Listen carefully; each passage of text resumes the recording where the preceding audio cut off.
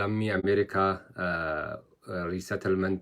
refugee resettlement nama biyya tana qubsiisuudhaaf gadhiisan jiru kun maal kabajaa'uun gabaabumatti dubbanna.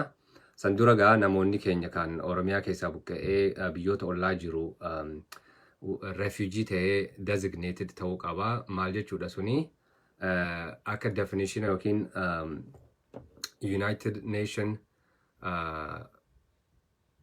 UNHCR akkaataa isaan ittiin namni tokko refugee jedhee lafa kaa'uu qaba. Refugee'n nama lafa isaarraa dirqamee buqqa'ee nageenya barbaacha iddoo biraatti godaane jechuudha. Lammaffaa UN'n nama kana galmeessiteeti maqaa namni kun refugee yookiin baqataa jettee lafa keessi bara 2021 keessa namoonni lammaa galmaawee jiru maandeeta UNHCR qabu nama miliyoona 21 ol ta'a. Namoonni hedduun ammaas kaampii adda addaa keessa baqattummaadhaan jira jechuudha. Yoo uummata keenyarra fuulleeffannu ta'e hedduun isaanii kaakumaafaa jiranii kaampiilee Afrikaa bahaa keessatti argaman jechuudha. Kun immoo lafoota akka Yaman fa'aa buqqaanii jiranii kun egaa nama UN'n kolgaltummaa mirkaneessiteef jechuudha. Hayyee Ameerikaan dhiyeenya kana maal gadhiiftee uummanni UNHCR refugee jedhee beekamtii kenneef kuni yeroo dheeraadhaaf resettlement agency jechuun gaa dhaaba uummata kana qubsiisu yeroo dheeraadhaaf irratti hojjechaa turetu jira. Wanni amma haareenii gabbaate lammii Ameerikaa keessa jiru wal gurmeessanii uummata refugee ta'e kanaaf akka carraan kennamuudha. Hayyee kanarratti viidiyoo duraa daawwachuu dandeessanii viidiyoo duraa sanarratti bal'inaan waan san xiqqoo dubbannee turre har'a wanni irra tan duraa maali namni Ameerikaa keessa jiru maal godheeti galmaawee refugee tana qubsiisuu danda'a ka jiru haasofne achi booda warri biyya Ameerikaan ala jiru keessattuu refugee taatanii waraqaa qabdan isinoo maaltu isinirraa eegama ka jiru haasofnaa jechuudha. Hayyee khair hunda dura dhiyaadha. Anis nama na gargaaruun qaba. Aishaanis yoo rabbi jee na bira jirti. Isin naaf isiin nam shan taanee galmoomnee jirra. Galmeen tuni processni isii maal fakkaata ka jiru isiin nuuf ibsiti jechuudha. Okay, America welcome calling kun maali? Namni Ameerikaa keessa jiru namni 4 ilaa 5 wal gurmeessee galmaa'uu qaba. Eega galmaa'ee booda treeningii fudhatuutu jira. Treeningii fudhateeti treeningii jechuun leenjii fudhatee nama Ameerikaan interview gootee calaltee Ameerikaa haa qubatu jettee eegaa jiru sani nan fuudheetiin qubsiisa jaa. Dirqamni nama kanaa maali? Baatii 3 maallaqa walitti qabattee walitti buuftee feetu kisha kee keessa dadhabdummoo crowd sourcing fundraising gootee gumaacha barbaaddee fi raasammaala lafa keessa jechuudha. Baatii 3 dirqamni keetii baatii 3 san keessatti nama tokko ta'uu maatii guutuudhaan danda'a jettu. Eega maachingiitu jira. Eejensii waan kana isin lameen walitti hiituutu jira. Fakkeenyaaf amma nuti gareen keenya nam 2 dandeenyoo jenne maatiin Ameerikaan proosesa fixxee fi keessattuu sub-Saharan Afrikaa warra Afrikaa keessa jiru baqattoota kanaaf carraa kannitee fi namni kun immoo bikka qubatu eeggachaa jira jennu. Yoo maatiin sun nama 2 taate jaarsaaf jaartii yookiin haadhaa fi ilmoo gareen teenyatuun nama 2 qubsiisuu dandeenyoo jenne walitti nu hidhan jechuudha. Hoggaa walitti nu hidhanii nuti deemnee mana kireessinee waan mana barbaachisu san guunnee fi eerpoortittis qeebaluudhaaf qubsiisuudhaaf waan hunda fidnee eeyna jechuudha. Achi booda jarri sun dhufaa ni qubsiifna. Hoggaa as dhufan booda akka biyya tana keessatti nagayaan qubatanii waan biyya tana keessa hoggaa namni bikka takka irraa bikka takka godaane hawaasa san keessa qubatee qubsumaaf barbaachisan anjeessitaaf yookiin mijjeessitaaf. Nama urmiin isaa barumsaa taate barumsa galmeessitaa, nama fayyaa waan fayyatti haajamu taate Dooktara Baallama qabdee fi nama waataroo yookiin nama waa hojjetoo taate immoo hojii barbaaddaa fi hojii duraa seensiftee yoo tasanii ol tafoo yoo barbaades hojii san barbaaddaaf jechuudha. Kun ammaas gargaarsa mootummaa biyya tanatti kaawuntii jedhaniini. Kaawuntiin dhaaba bikka dhayitee silaa gargaarsa wabii fayyaa health insurance, gargaarsa nyaataa, gargaarsa mana barumsaa, deeggarsa adda addaa kasi barbaachisu kan ittiin argattu bikkarraa argattu san maaliif atiitun namni kuni siistama kana ni beektaa, jiruu biyya tanaa beektaa akka ni garsiifta jechuudha. So fakkaata Aishaan gabaabdutti piroosesni kun beektaa wanni haasawaa jiru kun nama Ameerikaa keessa jiruuf dubbachaa jira. Namni kun galmaa'u irratti maal keessa dabreetii galmee tanaan uummata kana biratti beekamee achi booda refugee sponsor godhuu qabaa isin keessa baati.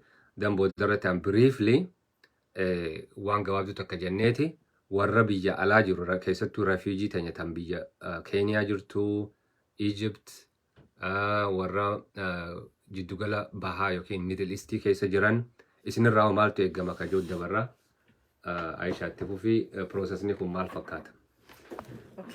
Galatoomsa jinaan ta'a. Hayyee hordoftoota as jala jirtan hundaa'uu harka fuunii akkam jirtan nageenya keenya bakka jirtanitti isin haa dhaqqabu jechaa. Egaa Dr. Obsaan hedduu isaatillee keessa ibsee jira. Amma gabaabdumatti nuti warri asitti gurmaa'uu qabu maaltu nurraa eegama, ulaagaalee maal guutuu qabna. Keessa osoo inni hin seenne dura wanni adda baafamuu qabu hawaasni keenyallee xiqqootti afaan faajjee jiru akka waan ispoonsarrii kun nama hundaaf banaa tahetti yeroo ammatti namni iyyannoo galfateetuma dafee dhufuu danda'u fatti namni hubatellee jira. San xiqqoo qulqulleessuun barbaada. Wanni kun bara kana keessa eegalame bara 2023 jechuudha. January amajjirraa hamma July jechuudha. Sadarkaa tokkoffaa stage 1 jaaniiti. Stage 1 kana keessatti nuti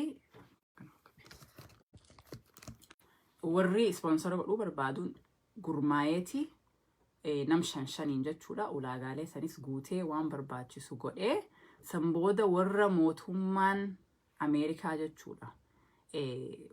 Baqattummaa kennitee fi eeggachaa jiru jira dhufee as qubatuudhaaf. Ummata isaan qubsiisuu barbaadan sanii wajjin walitti si fidaniiti ati nama san isaanii qubsiistaa jechuudha.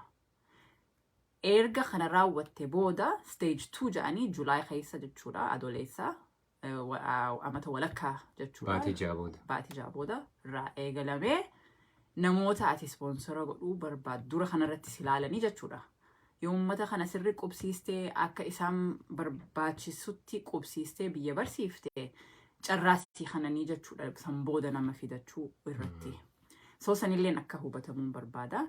Haya namoonni 5 san ka gurmaayu ulaagaalee maal faa guutuu qaban.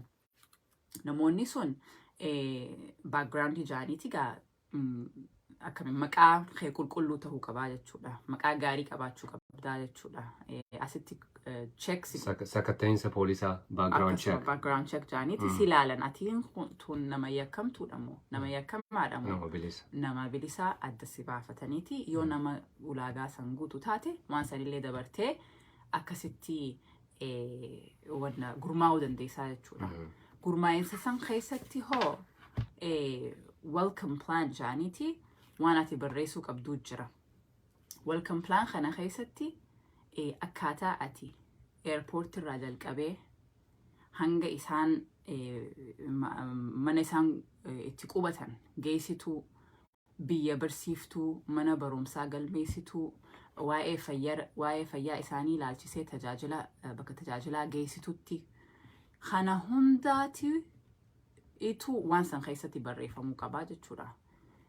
Sanillee barreessitee qopheessuu qabda. San booda leenjii akkuma reefu Dr. Obsaan jee leenjii fudhataniitu jira. Leenjii sanillee fudhattee maayii irratti sertifikeeta sii kennan sertifikeeta sanillee qopheeffattee waan san hunda wali fiddee sanirra kanarratti dabaluudhaan maaltu jira namoota meeqa qubsiisuu dandeessa jee si gaafata jechuudha. Welcome planning san waan ati barreessite.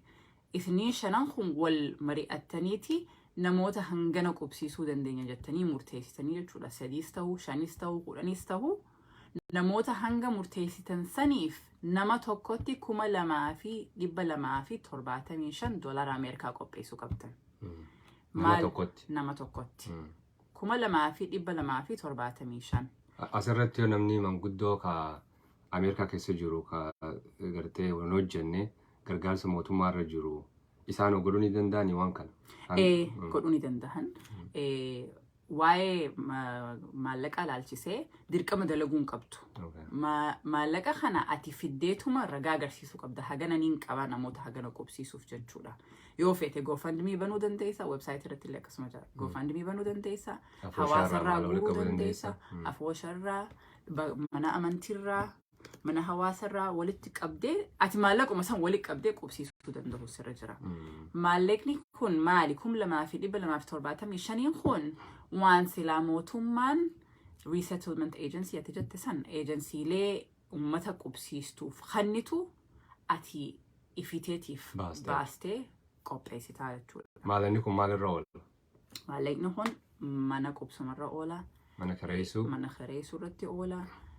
Tajaajila geejjibarra oola. Ummata amma dhufu kanaafi mana barumsaa galmeessuu irratti oola. Waan isaan barbaachisu hanga mana keessatti nyaata isaan nyaatan, huccuu isaan uffatan, meeshaa isaan irra taa'an mana keessatti jechuudha. Siree isaan irra ciisan hundaaf oolaa jechuudha. Waan kana isin herreedaniiti namoonni gurmaa'e sun herregeeti hojiirra oolchaa jechuudha. Asirratti jiruu Minnesootaatiif New York wal qixaa miti. Akka kaleessa informationa dhageeffachaa ture maal jaanii that's just the minimum the government set. Yooma fakkeenyaaf jiruun California qaaliidha. Achitti sanii olillee si baasisuu danda'a jechuudha. Waan namni sun ittiin jiraatu at the minimum maallaqa hagas lafa keessaa yoo lafti ati jiraattu rakkisha taate maallaqni sun gahaa ta'a. Yoommoo magaalaa gurguddoo qaalii keessa jiraattee isin warri nama kana fiduudhaaf qophaa'aa jiru fakkeenyaaf California or New York ta'e sanii olillee baasuu dandeessa. Namni asiin hubachuu danda'u qaba jechuudha. Maallaqni hagasuma qofa ta'u miti kaja'u. Akkasi sanii olillee ta'uu danda'a. Kutaa ati keessa jiraattutu murteessaadha. Jireenyi kutaa garitti irra qaaliidha.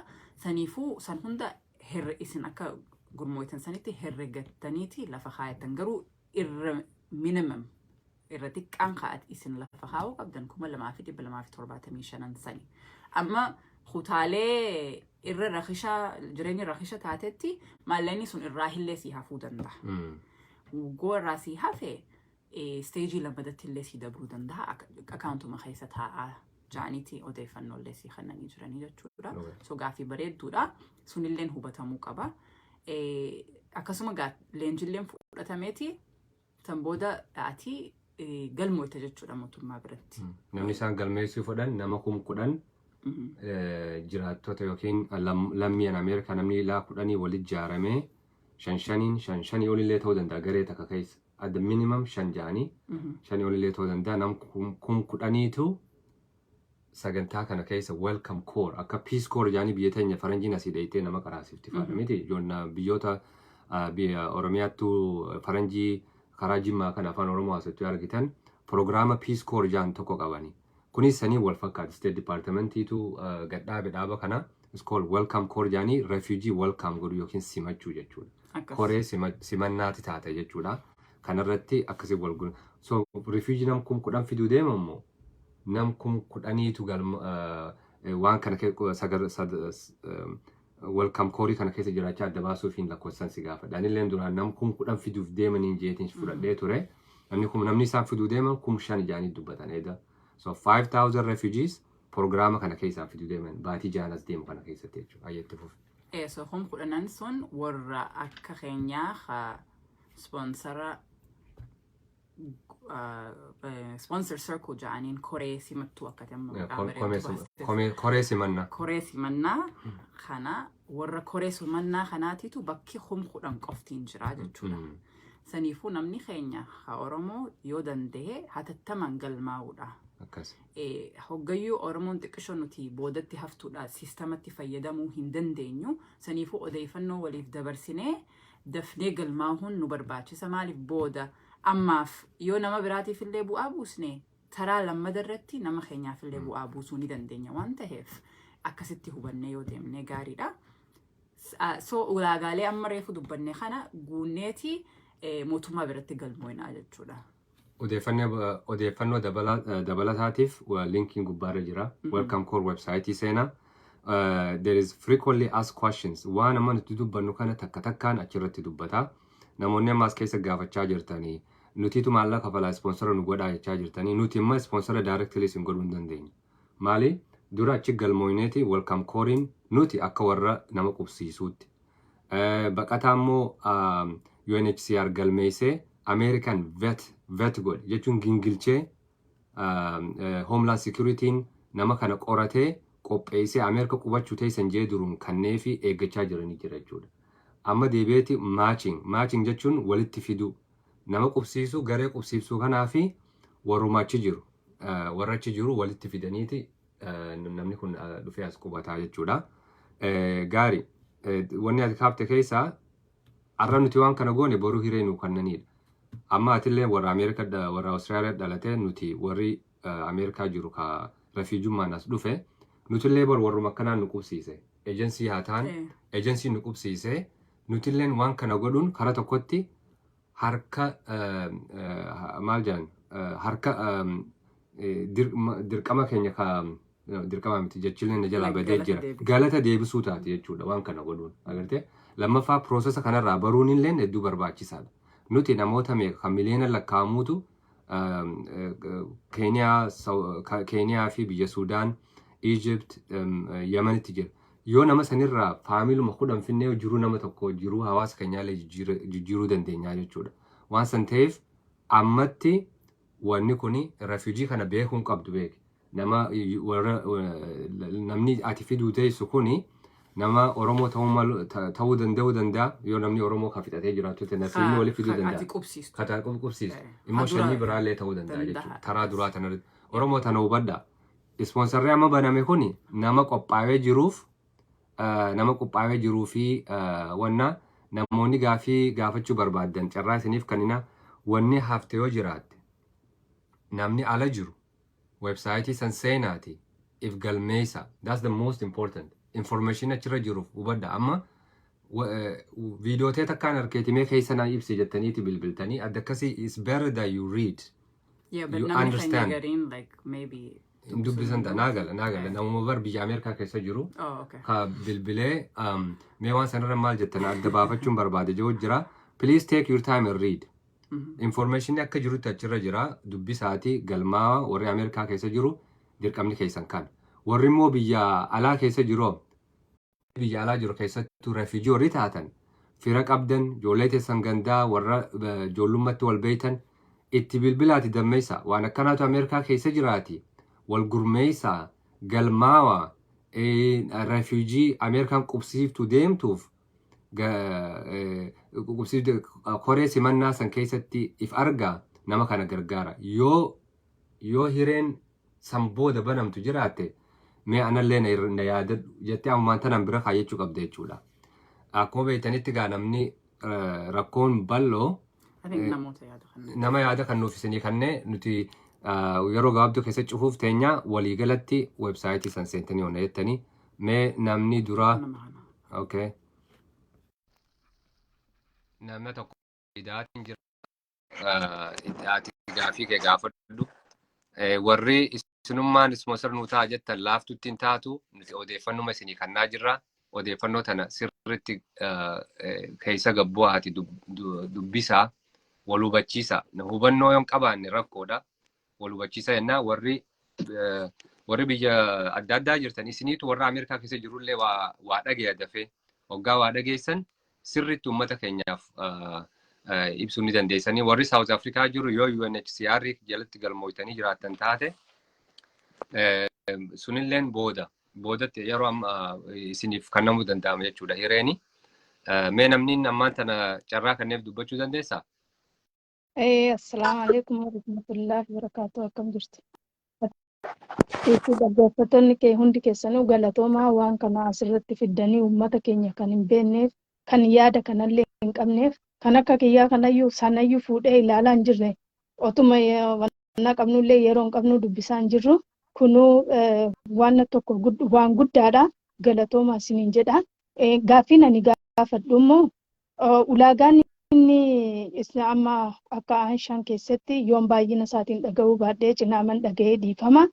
Niiraama kaffaluu qofadha moo barnootaa fi beekumsaa fi waan tokko irratti fi namoota dalagaallee hin barbaachisottee jirti. Niiraama walitti qabachuudha jettee jirti. Wanni jalaan barbaachisuu fi namoota achii dhufan kanoo akkuma nama isa biyyaa qofa gargaaraa niiraa baafne isa biyyaa qofa gargaara malee kan asirratti wal gargaaraan jirru akkamiin nama keenya kanayyuu hinna haa dhufu bakka fedheeyyuu haa qubatu namni nama ta'uu isaatti gargaarsa kennuu irratti baay'ee bareedaadha. Iddoo fedheessaa dhufu bakka fedheessaa ta'uu dhugaadhaan nuti akkasumatti dhufnee qubanne.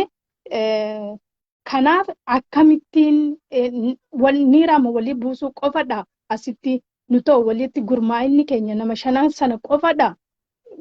Niiraa kana walitti buufatee kan gargaaru moo baay'ina namoota murteessaadha moo guruupiin inni galmaa'u kun immoo inni walitti dhufee gurmaa'u kun immoo murtee qofa qaba hanga dhaabbatu qaba jechuun gaafachuufidha. Galatoomaa atii fi dhaggeeffattoonni keessan hundi keessanuu galatoomaa kanarratti yaada bareedaadha. Asumarratti isinii bu'aarra.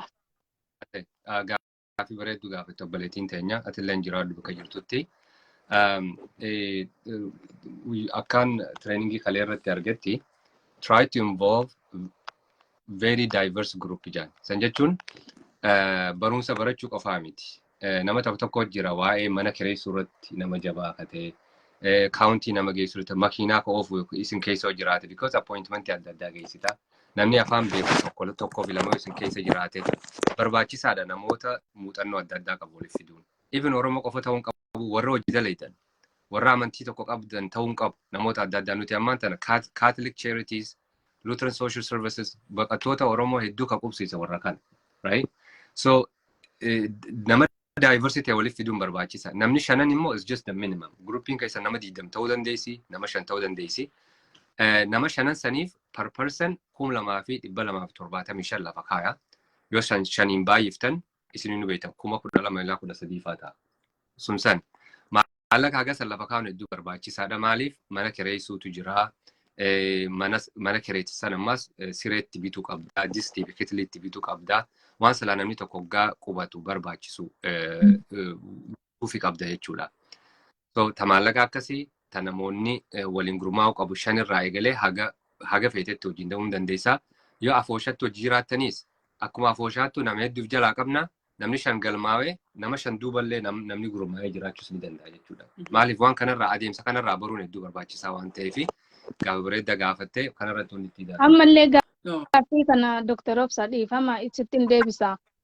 Hangi nuti gargaarru kun guyyaa murtaa hangamitti gargaaramee dhumuu danda'a moo hangam dheerata hayyee akkasumatti yeroon isaa hangam dheerata. Guyyaa 90 yookiin baatii 3 san jechuun hangasitti dirqamni keessanii haga san keessatti iddoo gargaarsaa geessitee booda baatan ofirraa buusuu dandeessaadha. Akkasii nama silaa dalaguu qabus dalagaa barbaaddee fi dalagaa keessa galchite namni kun achi boodeef danda'uu qaba. Sani namoonni gaafii Ameerikaa aloo nama qubsiisuu ni dandeessaa yoo jettan piroogiraamni kun kan Ameerikaa qofa.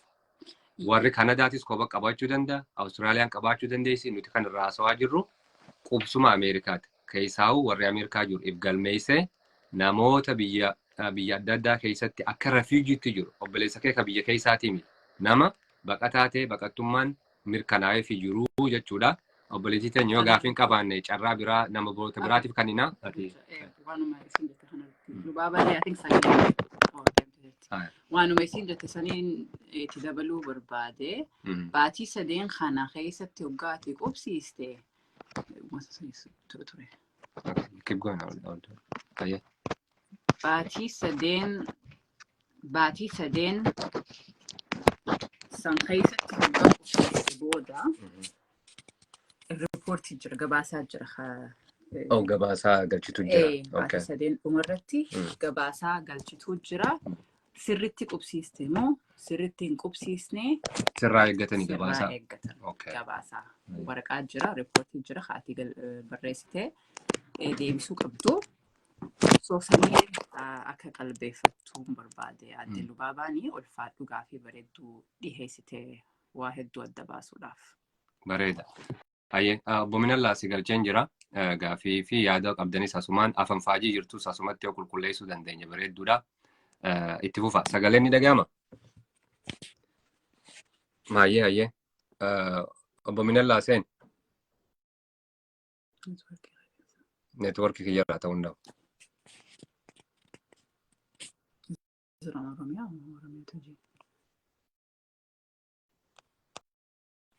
This is the answer.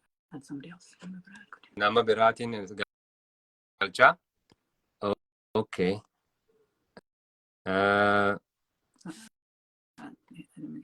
Okay, Minallaa lamadaan carraa kannaaf. Minallaa mee itti deebii neetwoorkiin kiyya dadhabaa ta'uu danda'u. Mee ammoo yoo si galche fudhadhu.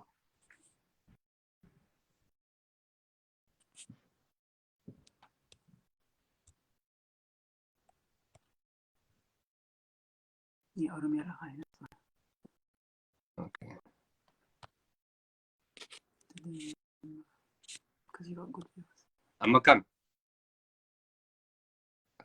Neetwoorkiin xiqqoo laafaa ture. Ayyee Minallaa seenaan jiru nama biraatiif hin kanna?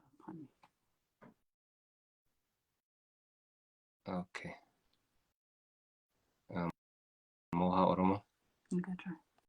Okay, Moha Oromootti fufi. Hayyee haga inni dhufutti wooma gaggabaabduu tokkoon itti hidhaa. Hayyee Moha itti fufi. Assalamu alaikum. Waalaikum salaam akkami? Akkami nagumaafi? Nagaa yaadaa fi gaafii gabaabsi. Gaafiin hin qabu wayita nuti amma South Africa jirra. Hayyee. South Africa waraqaa nuti qabnu farsiidha. Hayyee. Oma farsi. Waraqaa nuti qabnu oma farsiidha waraqaa UNT miti. Asaalam. Okay. Waraqaa saniinoo foormii kana guutuun danda'ama. Kan asaalam like Saniin hin danda'amu ammatti obboleessa kiyya. Hayyee. Wanta adii kana deebisee waan tokko siin gaafadha. Amma asirraa gara bakka biraatti deemanii Naayiroobii ta'us Ugaandaa yookiin ammoo Jibuutii dhaqanii waraqaa UN san fudhatanii chaansii kana mokkorochuun akkam? Waraqaa sangaa akka biraati har'a ooma kanarratti haa fudhatu. Yeroo hangam takka turaa wanti kun? Warri welcome kanaatu murteessaa baay'ee keessatti sagantaan kun kan baname beekaa nama keessatti maxxansiin faanuu hojjechaa jirti. Lammii Ameerikaa akka nama refugee kana qubsiisuu fi sagantaan kun kan baname baatii jahaaf deemaa kan boodallee itti fufuu mala. Eezitti haa paartii duraa. Maybe odeeffannoo irratti namootuma already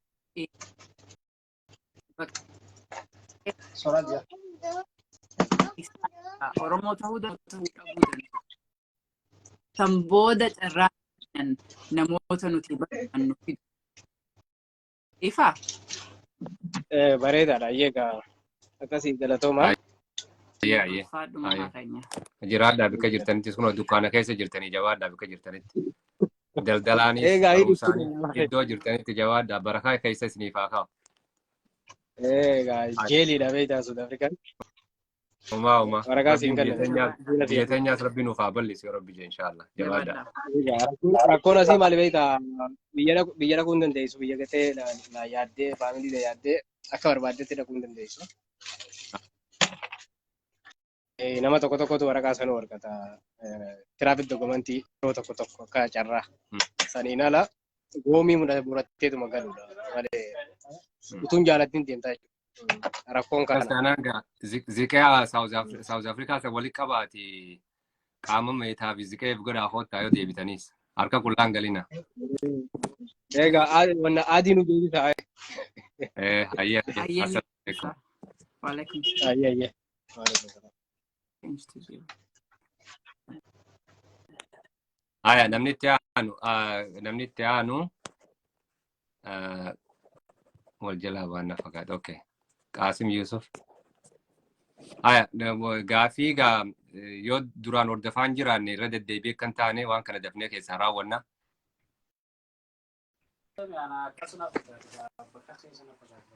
يا nama tokko obboleessa keenya Saifuddin jarjarteeti gaa Austraaliyaatti galte as jiraachuu qabda physically in America. You cannot be in Australia. Biyya gaarii galee dhiisi. Bakka gaarii Gaangee lama maal jedhan maarree takka gaangee lamarra taa'uu hin danda'an jedhani. Hayyee deeme namni itti aanu. Okay namni itti aanu I don't know which one nama kamtu dura dhufeen hin beekamu. Jaluma raafina ol deemina. Asirraa kana ol deemina. Okay. So it goes to Minallah again. All right. Namoonni immoo biyya Austraaliyaa, Europe jirtan hanga dandeessanitti odeeffannoo kana qulqulluu fira keessan ka Ameerikaa keessa jirutti himaati. Namni kun haa saffisaan wanna godhu.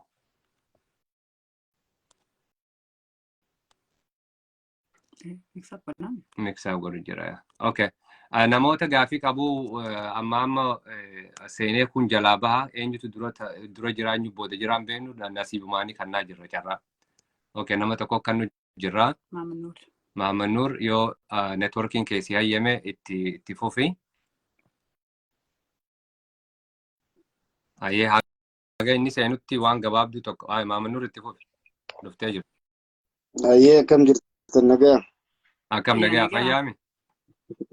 Nagaa. Obsa walbeeku baallus Aishaa waliin qabsaa jirra. Hayyee Aishaan gaa qabsooytu jabdu beektaa?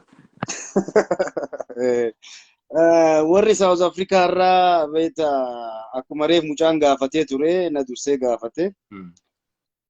Ammallee ammoo yee waraqama saniin osoo jirtu UN jalatti galmaahuun hin danda'ama. Banaadhaa amma dhiyoo kana inumaayyuu namoota hedduutu dhaqanii galmaahaa jiran. Warri amma galmaa'e kun carraa as keessatti guuttatu ni qabaa ni argata. Yaa tokkoffaa isin achirraan guuttattanii Ameerikaa dhufuu fi tarkaan UNHCR'n isin galmeessee refuujummaa designate isin godhu yookiin beekamtii san isinii kennudha. Lammaffaa warra UNHCR baqataa yookiin refuujii jeessaniitu Ameerikaan vet gooti yookiin gingilchitee keessaa fudhatti. Warra Ameerikaa isin qubsiifnettee biyya kannitee fi immoo mana barbaachaa jiraniif yookaan immoo sagantaan kun qophaa'eef jechuudha. Nama Ameerikaa piroosesa fixxee fi qubachuudhaaf ta'aa jiru namoota sanii yeroo gabaabaa akka qubatan eejensiin duraan nama qubsiiftu akkuma jirtu ta'ee amma immoo lammiin Ameerikaadhaa wal gurmeessee akka uummata kana qubsiisu. Lammiin Ameerikaa beeku Oromoon as jirtu nama qubsiisan jenne faranjii hundi isaa warrummaan Ameerikaa keessa jiru ilaa namni 10,000 nam shanirraa eegalee garee nam shanirraa eegalee haga dandeen wal gurmeessee namoota kanaaf carraa kan aja'uudha. Saniif achi teessanii galmaa'uu hin dandeessan. Kan isin godhuu dandeessan UNHCR refuujii ta'uu keessan beekamtii akkasii kennu interview godhanii fixattanii biyya tam barbaadan hoggaa isiniin jaan Awustiraaliyaa, Kaanadaa, Ameerikaa biyyoota adda addaa namni keenya deemaami. San keessa kan hireen Ameerikaan isin mudattee isaan immoo isin dabarsanii qubsumaaf eeggachaa jirtan qofa sagantaan kun. So I hope that's Ifaami. ifa nuti reef eegallee warra reef eegale warri South Africa reef eegalaa jira marri isaatu kanumaan ibsa haa ta'uuf maraafiyyuu ayyee nagayaatti ulfaadha galatooma. Fayyaa deema Mannoor jiraadha.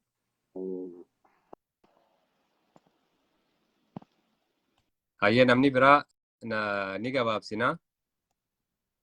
Hayyee Gaaddisaa eenyutti itti aana? Gaaddisaadha. Gaaddisaa Khaliifaa. Haaya namoonni gaafii teessan gabaabsaati yaadoo ta'es yaada akka irra hin deddeebine ija jalaallee nu hambisa nuuf kolcha waa'uma ammas viidiyoo kana namoonni hedduun keessaasi barreessaniiti maal dhimma ispoonsaraa kana nuu himii maaree siin jaambee ta'uu takka haalli biyya kanaa namaaf hin aanjamu hundaaf deebisuudha. Viidiyoo kanallee sheer godhaa waliif dabarsaa odeeffannoo hanga danda'amutti qulqullaa'ee as keessa jira waan ta'eef walii dabarsuullee bareedaadha. Viidiyoo durallee weebsaayitii. Weebsaayitii san namni dubbisee nuti amma beektee hangumarraa nu galee uummataaf ibsaa jirra waan ta'eef sanirraa waan hafe viidiyoon kun ni ibsaaf jennee yaadna. Sirrii. Hayyee namoonni itti intarneetiin didee jira fakkaataa namatti aanutti dabarsinaa. Haaya.